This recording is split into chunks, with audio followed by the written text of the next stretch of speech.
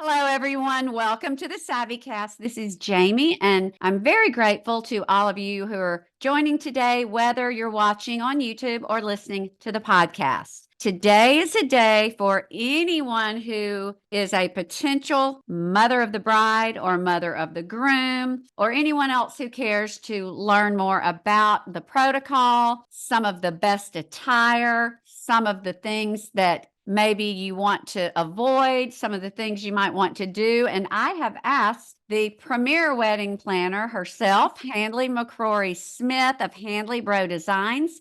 She directed both of my married daughter's weddings. And we've got one more, and Handley will be calling you whenever that happens. I know, whenever Emma makes it too. Whenever Emma, yes, whenever that day comes. But maybe we have a few years before that happens. Yes, we do. We do. We definitely do. Everyone, I just want to share with you why I have invited Handley back again. She has done a previous podcast that I would very much encourage you to listen to for the best wedding planning advice from a wedding planner. So that will cover a larger scope than what we're going to cover today. All the things are there. I'll link to that podcast in the show notes, along with everything else that we discussed today, including how to get in touch with Handley, who does weddings anywhere and everywhere. And if you have a wedding in your future, y'all, I'm sorry, I cannot tell you enough how fabulous Handley is. She gave both of my daughters the weddings of their dreams. It would not have happened. And Handley, I know you, and you can go ahead and laugh. It would not have happened if I had to. I mean, y'all, she did it all. She did it all. We just showed up, made some decisions, and she made it happen, and it was special. Handley, before we dive in, you're going to specifically give some of your best advice to mothers of the bride or mothers of the groom. And you're very qualified because you know the protocol. So for people, now some people don't care about etiquette or what Amy Post or whoever it is now. Emily Post. Emily Post. Okay. Yeah. Some people, that's not that important. It is to me. I want to, be doing it right. But better yet, you've just seen it all. You've done over 300 weddings. Yes. You've done them all over the world. And if you're like I am, if you've got advice that you would just love to dole out that might help people, then this is what we're going to do today. But before before we start, is there any distinction you want to make at the outset between mothers of the bride and mothers of the groom? So, I think the biggest distinction between the two, I guess that I see, I would probably say 70% of the time, 60% of the time, they don't get along fabulously. Like, it's not this hunky-dory relationship. And so usually, and we don't deal with mothers of the groom directly a ton. We always obviously are dealing with mothers of the bride. So I would say the biggest distinction is mothers of the groom in the South especially are kind of supposed to take a little bit of a back seat and let mothers of the bride lead the way in the decision making. Like mother of the bride picks her dress first, and sometimes it doesn't happen that way. But if you're a mother of the groom, it's kind of understood that you are taking a little bit of a back seat. You need to consult the bride on a few things. It's not really about you. It's, it's like, it's horrible for me to say, but like, mother of the groom is number 2, mother of the bride's number 1. So yeah. And I will say, I do want to just throw this out, and you know this because Pam, our recent daughter's marriage, she and I get along so fondly. We just love each other to death. I couldn't have cared less. Pam picked her dress first. Yeah. But she kept texting, asking me. I'm like, oh, whatever. I mean, she was trying to, let me lead. And I'm like, Pam, you're going to look great. You're beautiful. Do whatever. Right. I take it that is not, as you said, that's not. Yeah, I would say like in public, it is the case. Like people always want to get along. But when I hear people come in my office, it's more or less of like, she picked this. Can you believe it? She did this. Can Yeah. you believe it? And I'm like, oh, Yeah. Well, then let me you ask know. you this along these lines. Mhm. If there's not the best relationship, and well, let's just say in general, as far as mothers of the bride and mothers of the groom, now Pam and I just chose what we felt best in, and I told Right. her the colors that I was going to do, and she told me, and I was like, oh yeah, just whatever. But Uh-huh. are you supposed to, by the etiquette standards, are you supposed to try to coordinate, wear the same color? I mean, is there any guideline for that? No, I think it's just more of a personal thing. Some mothers of the bride would prefer to not be in the same color as mother of the groom. I think the biggest thing would be to make sure it's nothing near white and it's also nothing similar to a bridesmaid's dress. You want to be unique and stand out. Both of them do, both bride and groom Hmm. parents. But it's just more of a preference of color. I mean, I don't think most people would say they don't want to show up wearing something that looks very similar to one another. One of the questions literally that I get over and over and over is, can you give me some advice on a mother of the bride dress that is not frumpy? Mm.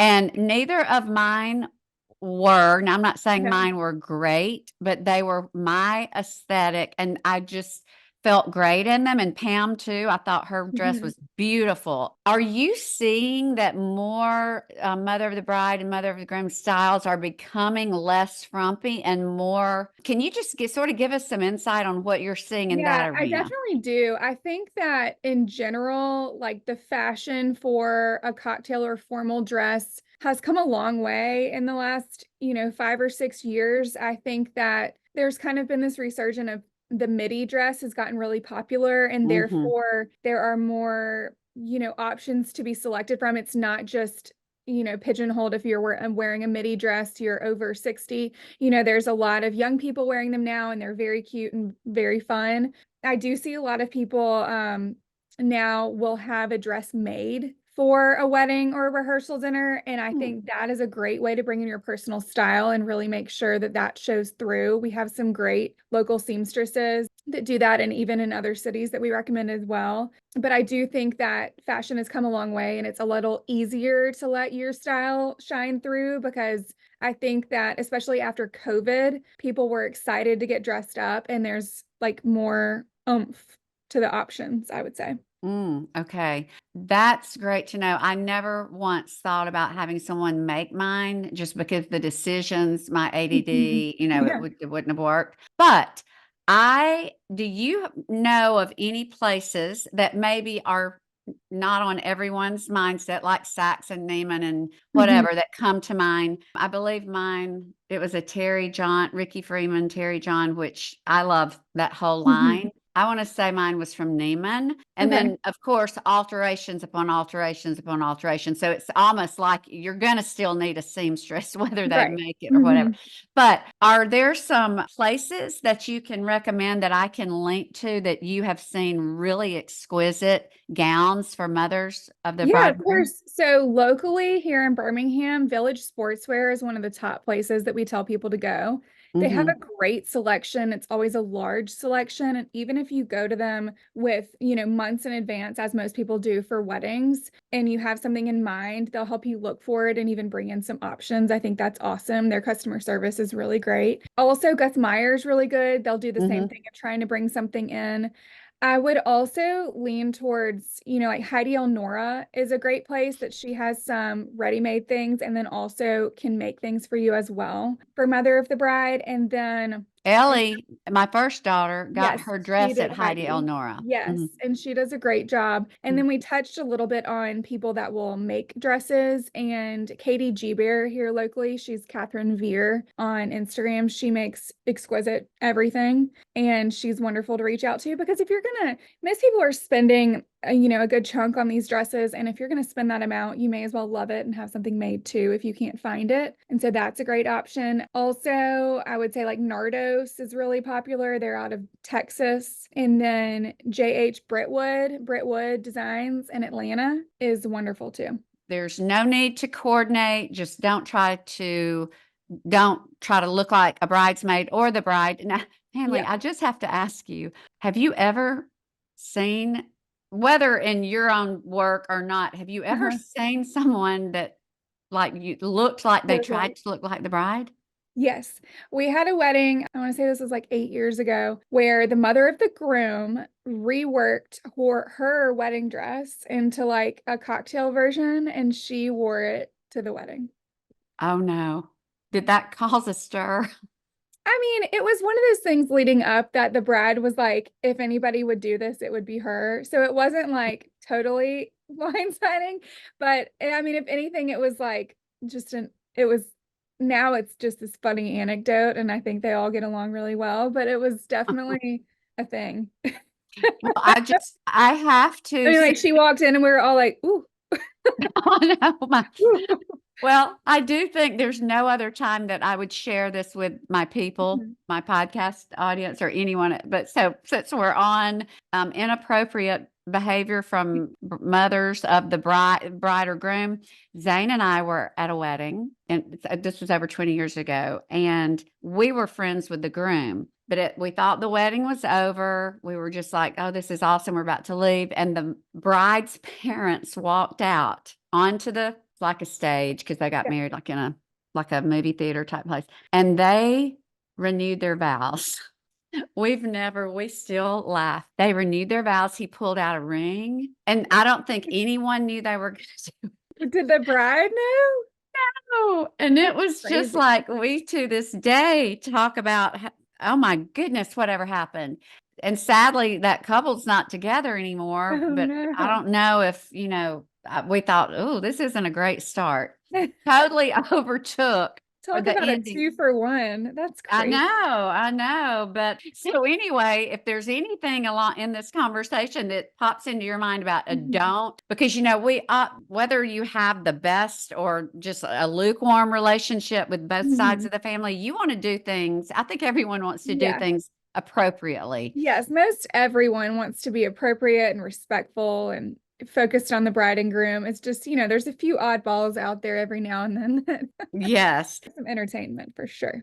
Yes. What is something you see over and over that's just as sensitive and it's always like, oh goodness, you're stuck in the middle? An area of a mother of the bride that you just see over and over, and how could you fix it? Just a recurring problem, and how would you best advise? I would say the most common issue, and I think you've probably had friends have this issue too, is that obviously when people get married, most of the time their parents are very involved, the mom's very involved, and it's like the mom wants this and the bride wants this, and there's no sort of compromise, or at least like in meetings, one of them is kind of like sliding to the back and letting the other one take the forefront. And then afterwards, I'll get an email that's like, this is absolutely not what I want. How can you communicate this to bride or mom?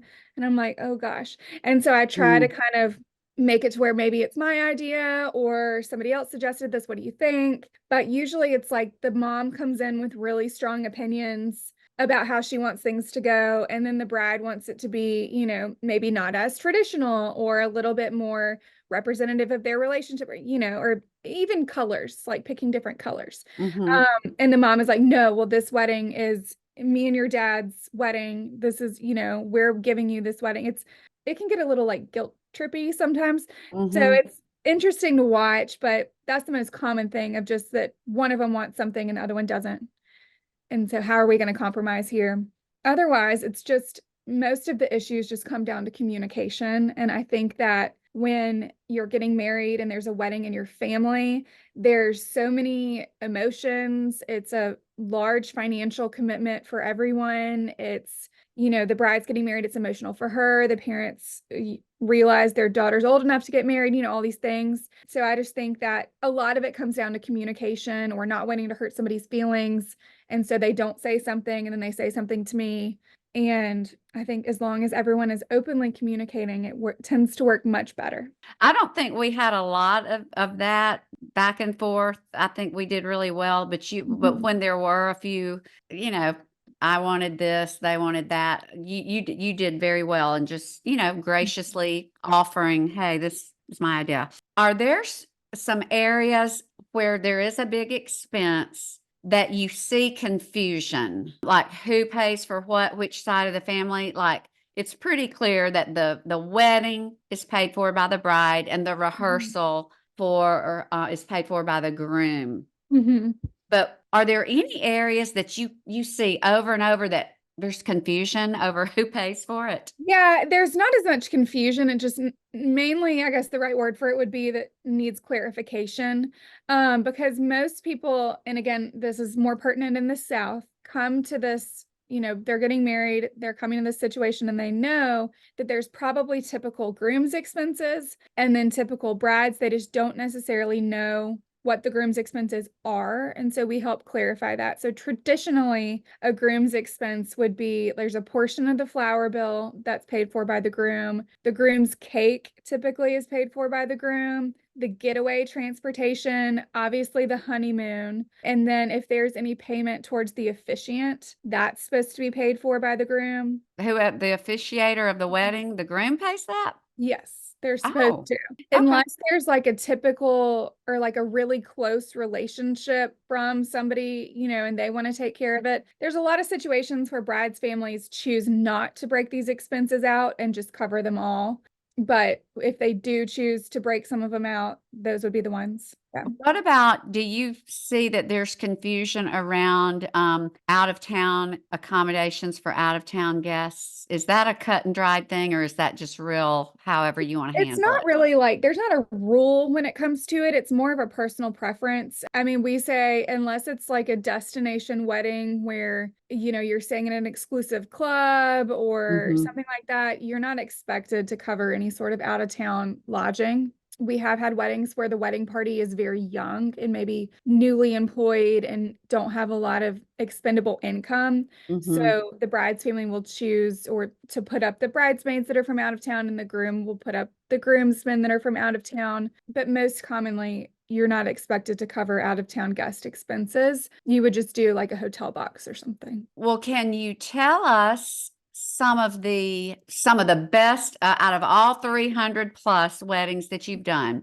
What is just the first thing that springs to your mind, the most beautiful venue that you've ever seen? One of them. I know there's many. Yeah, I'm really partial to not necessarily a venue. I like a tent build. Like I like a really custom build. I think those can be the most beautiful. That's my take there. I really like a tent somewhere or like a really beautiful outdoor situation. And for people who may not know, tent is used very loosely. You're It's a building. structure. It's It's a a building. structure. You're building a venue. It's not like a game day tent. It's structure. Yeah, and you're bringing in furniture and chandeliers and Yes. yeah. You're essentially building a venue.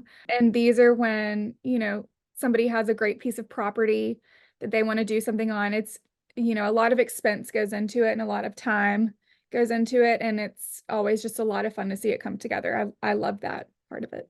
What are some places that maybe don't spring to mind for people that might be considered destination, and maybe out of reach Mhm. financially, but that you found like, wow, this is a good situation for whether it's all inclusive or. Mhm.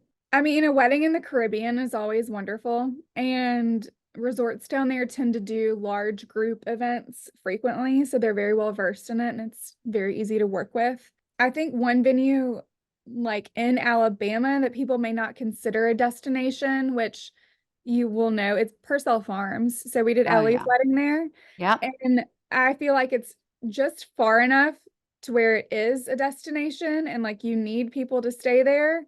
But I think that once you're there, it is such a beautiful place. And, Mhm. I know their fees are quite high now, Yeah. especially. So it can Yeah. be a little out of reach for some, but I do think that that is a destination. It ends up being a destination because you need to stay there. Like no one's going to want to drive, you know, Yeah. You down you 280 an hour, but Yeah, that's very true. I will say, and I did not know about this place, and I've lived in Birmingham. I mean, Zane and I've been here since 2001. And this is where Judd's reception is. Oh my goodness. Oh my goodness. Swan Lake. Yeah. Oh, it's beautiful. I It's want so to pretty. move there. I mean, A I just little want to live. gym. It's a Uh, gem. yes. So that, and then any other just gem anywhere, let's just say Southeast. I mean, I know there's Reynolds Plantation. There's so many, Yeah, um, Reynolds is great. You kind of have to be a member there. So oh, oh, okay. I didn't realize that. yeah, to get married like in the building, like in the ballroom, you do. There's areas that you can get married and not be a member. I'd need to look it up. Yeah. Okay.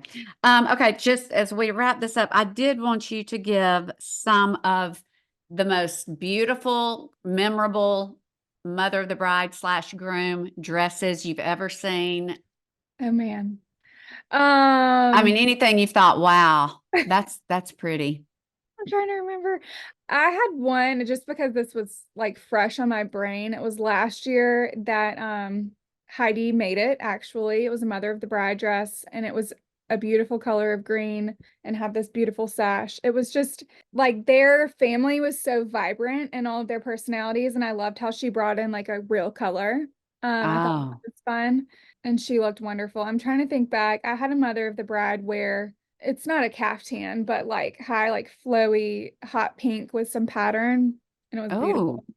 So Yeah. really, there's no limit as long as you're, not in white and not like a Mhm. bridesmaids. You can do Yeah, whatever. you can really do whatever. I think that the biggest thing, and I feel that you would agree as well, just like in general, would be that if you feel good in what you're wearing and you feel confident, everybody's going to know it. You're going to radiate. So I think that instead of trying to pick something that's like in a box or, what somebody told you to wear, I think as long as you feel wonderful, Hmm. that's the key.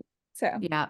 Well, Handley, this has been super helpful. Is there any last, if you could say anything to potential mothers of the bride and then to mothers of the groom, just that you think would really make their experience better? Can you yes, leave us with that?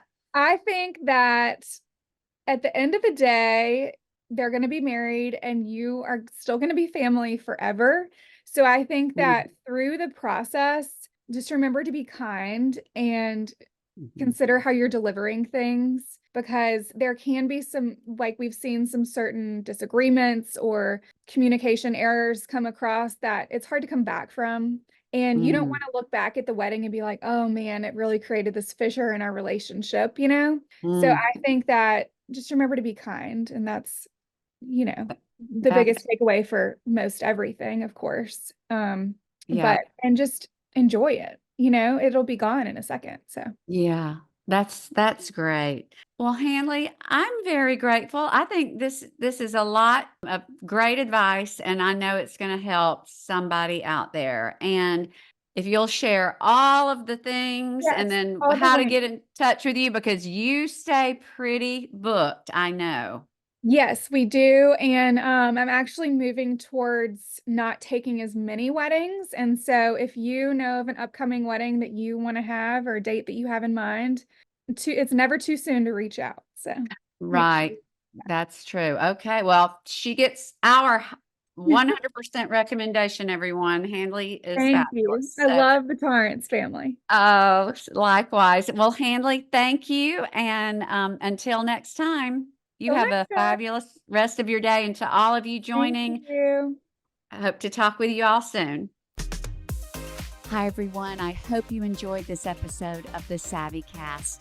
If you'll take the time to rate, review, and subscribe on iTunes, that would mean so much.